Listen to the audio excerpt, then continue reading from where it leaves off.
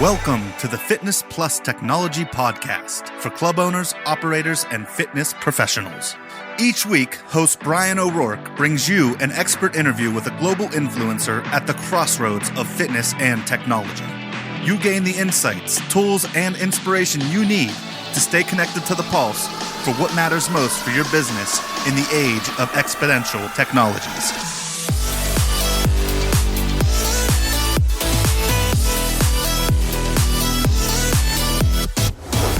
Hello, listeners. Thanks for joining us on the Fitness Plus Technology Podcast. I am your host, Bryan O'Rourke, and I hope you are having a wonderful holiday, or if you're listening to this right after the holiday, that you did have a wonderful holiday. And 2020 is approaching. You're going to hear all about the latest 2020 trends, etc. Look for the Fitness Plus Technology quotes from some of our board members and an update on those trends as well. Best wishes for 2020 and the decade ahead. Today, we have Chris Stevenson, a really special guest. I've known Chris for many years and have the privilege of serving with him on the Ursa Board, which is a fantastic experience with people like Chris and many others on it who are donating their time and support for a great organization. For many of you that have been on the speaking circuit, you may have seen or bumped into Chris around the world, or if you've been in the audience, you've enjoyed his talks on customer service and many other trends and aspects of fitness business. Of course, he's renowned for his Stevenson Fitness, 8,000 square foot club, which he owned and operated for a number of years, and now consulting through Stevenson Consulting, of course, and doing a number of things. I know he's working on a number of projects. In this episode, we talk about tech, a little bit about what's going on in his world. And I find it a really fantastic chat with Chris. I want to thank him for making time and sharing his wisdom with you. So again, wishing you all a wonderful 2020. Let's join Chris and I as we talk about tech and fitness. Listeners, as I told you in the intro, and he wasn't listening, thank God, Chris Stevenson, a good friend of mine, Ursa Board Member. I went to the detail before, Chris. You're joining us from California this evening. It's great to hear your voice. Thanks for joining us on the podcast. Oh, it's my pleasure, Bryan. Thanks for having me.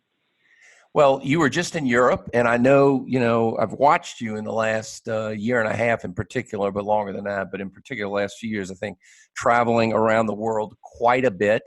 And I know you do a lot of speaking and a lot of advisory work in the space. You have a background in operations, as we were talking about earlier, and marketing in the health club space.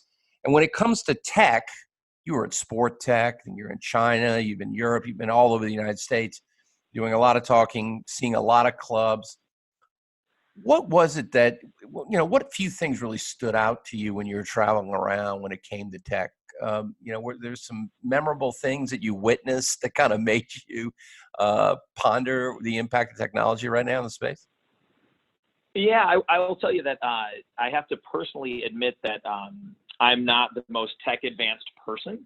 I tend to be, I've always been a slower adopter, but what I'm realizing, especially in our industry, is I have to be a faster adopter because things are changing so quickly and technology is impacting our industry in such a big way that you no longer can be that slow adopter. You gotta be on board from the start. But it's pretty crazy, man. I've been fortunate to travel literally all over the world. When I grow up, I want to be like Bryan O'Rourke, so I'm trying. But please.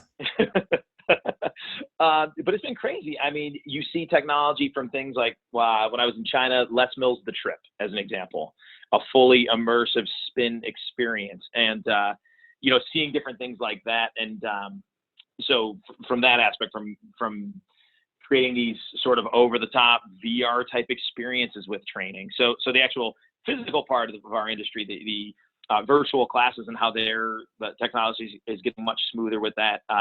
It's all pretty crazy the way it impacts sort of the workout aspects of it. And then going into some of these clubs and just the fact that you can walk in, no one there to check you in, but somebody's alerted that you're there. The facial recognition, making it simpler. By the way, I was traveling and I was on Delta and saw that Delta is starting to use facial recognition to board. No more boarding passes. Right. So, I mean, you're seeing, experiences becoming more intense and sort of larger than life on the fitness and workout side. You're seeing more seamless interactions with the club, whether it's scheduling classes, billing, simply entering, and those sort of things. Obviously, like yourself being on the back end, we see the value in all the technology it provides on the back end. How many people are in class? Who's your most popular instructor?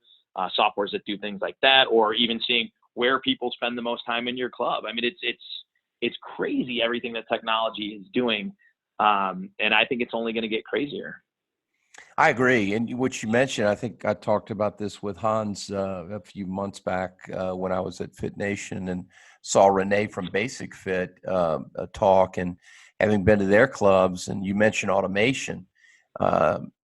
People, look at the low price models and the budget models around the world, and then you see what a Basic Fit's doing with, AI camera recognition. If a member falls off a piece of equipment, it knows to detect, automatically notifies their central call center, control access. I mean, there's just all these things to cut labor costs out. And then on the high service end, the idea of people knowing you're there, the level of service, more concierge service, instead of actually, like you and I were talking about earlier, instead of actually handling the physical check-in, it's all seamless, where you can automate those kind of lower value aspects of execution, invest more into the personal interaction with the member, right? Yeah, and I love that. I mean, obviously, same as you, being in fitness as long as we've been in it, we can present basically on most topics in the industry. But one of my favorites is that customer experience aspect.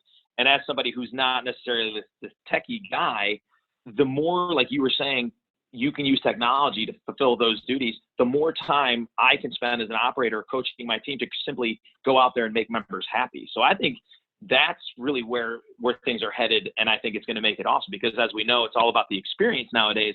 So let technology do all the things that we shouldn't be using our time to do. That way we can just go out and make people really happy. Yeah, I agree. I think that's smart. The brands have figured that out well. And we know how Apple handles their retail experience, by the way. It's all about, It's incredible, frictionless, point of contact. Hey, you want that? Great. Let me get it for you. Can I help you? Then boom, you're out. And now even situations where people are conducting commerce without even being involved with a human, and all they're doing is servicing them. When you walk out of the store, it automatically checks you out, that kind of stuff. I think that kind of frictionless stuff is really going to be a big part of the future of really successful brands in the space, right? I agree. And by the way, I love it. Some people freak out that Big Brother is watching and all that. And I guess maybe there's some concern that we should have. But I love it when Facebook all of a sudden knows that I like this sort of thing and an ad pops up. I mean, as silly as it sounds, I don't mind at all.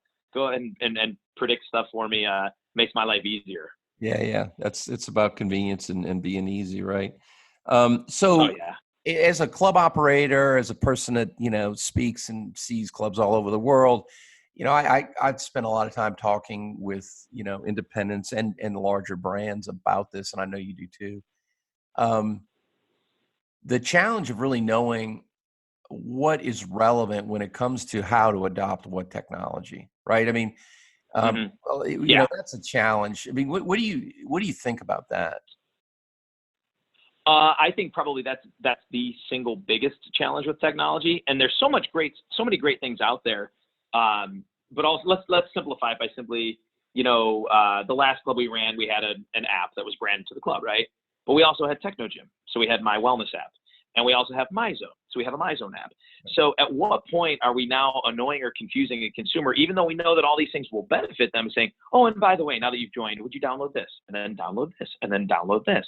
So I think that's a challenge. And then you as the operator figuring out, okay, you know what? This is going to be the best bang for my buck. I got to commit to these things. And one thing I did realize too is, even on the sort of the operational side, you've got your club management software, then you've got your lead follow-up software, and you've got all these different softwares. And they all kind of overlap and do some similar stuff. So then what do you choose? What I've seen the best results in is whatever the software is primarily designed for, use that, right? So get, gym sales to do your lead follow-up. Get ABC to do your, actual club management software and commit to that. But that's going to be the biggest challenge. And somebody out there who's much smarter than I am is going to figure out a way to truly integrate all of those things into one seamless hub, and they're going to kill it. I think so too. It's not there yet. You see in retail, for example, and other industries, retail like Warby Parker, where they built their own solution, but their market was, they have a larger marketplace. You saw that with Target. They re-engineered their business in the last several years using, their own solution because it wasn't out there yet. Right. As some of these competitors out there, they're operating 15, 20 cloud-based systems. Literally. They like you said, they have this for that, this for this, this for that, this for this. And the problem with that, as is that you can't get a very easy snapshot of the customer in a way that becomes really actionable and, easier to learn from, and knowing what you should be doing and why not, and automating things. It's hard. Oh, it's really hard. And then it becomes confusing, overwhelming. And then you're trying to train your staff to execute these things. And now they're disheartened because they're confused and can't figure it out. So I guess it comes down to what matters most. And like I said, like you and I just said, as technology evolves, at some point, somebody is going to be able to put this whole thing together and make it really seamless. But it really is amazing. Again, as a guy who was always a little behind on the tech side, I think I appreciate it more now than ever. And as, again, a guy who loves the customer experience, the surprise and delight, and, I coach a lot and train a lot of clubs on here's how you interact with members, and here's how you build relationships, conversation strategy, all of that stuff. What I've seen is when you can take technology to make all the normal stuff tangible or normal stuff easier and seamless, and then simply focus all your energy on the interactive piece, that's the home run. It is. I agree with that. So, you've done a lot of things in your career. We go through them in the intro. A lot of people know you for the reasons that we outlined before. Given your experience and what you've been able to do, what kind of advice would you give our listeners? What are the things that you would really pay attention to for fitness business professionals, in the space? Given today's environment, what are some of the key things that you recommend that people really pay attention to? It's a great question. So broad, there's so many directions to go when answering. And I think fundamentally, and again, I'm biased because it's my favorite topic and what I do the most research on, is the human experience. So even with the advent and the massive growth of technology and the things it's able to do, and the different type of models and how the industry sort of bifurcating to your high end and low end, and the middle guy to some extent is getting a little pushed. No matter what, no matter where you're at, no matter what your price point is, your size, your amenities, the human experience is always going to be the most fundamental important thing that you do, right? So like I said, even if let's say you operate a low cost club, which is fine, I still wouldn't sell on price. You'd have it in your ads because it's got to be known because that catches the eye, but still sell on the value that you provide, right? And same thing, if you've got a really high-priced ticket, then obviously you're going to sell on the service and amenities and why you're worth that. But, never forget the human experience is important. But again, and something that I did for years and finally got up to speed, I think it's because I started listening to your podcast. Right. But no, in all seriousness, again, you got to adopt technology. Don't let it overwhelm you. Start simple. Like what I wouldn't do is all of a sudden say, okay, I'm going to go out, I'm going to get MyZone, I'm going to get Gym Sales, I'm going to get ABC, I'm going to get NetPulse apps, I'm going to get 150 different apps. I would say, okay, I think that these 2 to 3 apps or pieces of technology would make the biggest difference based on what we're trying to accomplish, and then really commit to implementing those, right, and getting people involved. So as an example, I love MyZone. I know you do MyZone. Great company, great product, especially for a guy like myself who loves lifting weights but can't stand cardio. Oh, there's the MyZone bell. All right. But I would lift every day, but man, to get me to do cardio is like pulling teeth. I swear to you, ever since I got the MyZone belt, I do cardio. And even if it's at the end of a workout and I don't feel like I got enough reps from lifting, I'm like, I got 15 minutes, I can hop on the bike. But my whole point with the MyZone thing is commit to it, get your staff wrapped around whatever you're going to implement. If it's technology like MyZone, you got to get everybody behind it to really make those sort of things successful. So, pick those 1 or 2 things to start with, those bits of technology, and maybe it is a different entry system. Maybe you're like, you know what? I realize that if we make it a key fob entry or facial recognition entry, that's what's going to make my members the happiest. Figuring out those couple things and running with those. Don't overcomplicate it. It's complicated enough to begin with. Figure out what's going to make, the biggest bang for your buck and run with that sort of stuff. But don't be afraid of it like I was. Understand that this is the way it's going, whether you like it or not. And I kind of joked earlier, technology is going to personalize experiences. Mm-hmm. And when you personalize experience, it makes it more valuable to people. It truly is personal.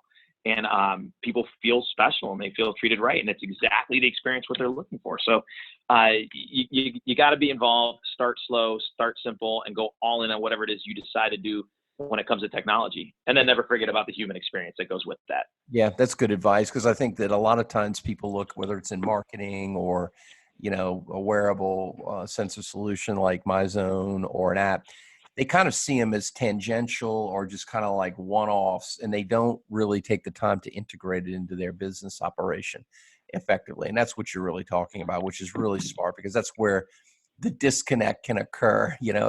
It's not a shiny new bauble. If you're going to do it, like you're saying, go all in and do it right. Be committed. Don't take it like, oh, here we have this, and that's, forget about it.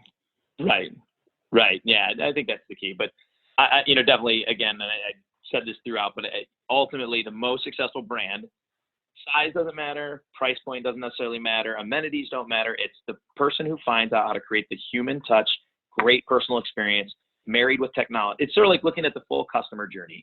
And if at each touch point in the customer journey, you're able to create an awesome human element and a seamless technology element, you're going to be successful. You're going to make people happy. Yeah.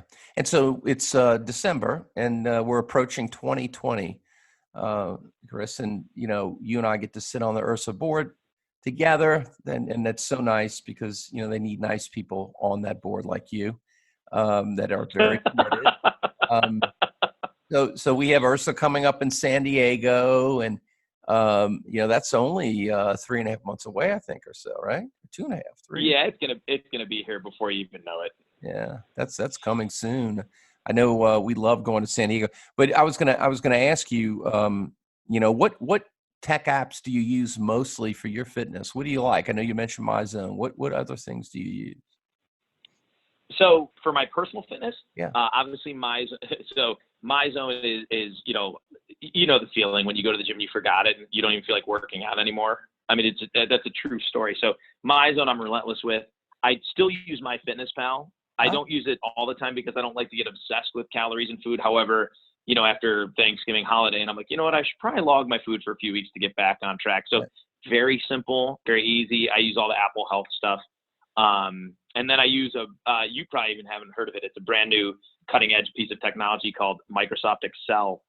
And I always, but in all seriousness though, so I know that even though I know what I'm doing in a gym, if I don't write out 4-week programs at a time and put them on Excel and then put the weights in and check them off on my phone, I'll do the same boring stuff every time I walk in the gym. So literally once a month, I do a month's worth of workout, day 1 through 5, what exercises, the weights, the reps, and I literally open my phone and check it off as I go through. So I got the MyZone going, checking off my workouts and entering my food, and that's it. I don't do a lot of outdoor running.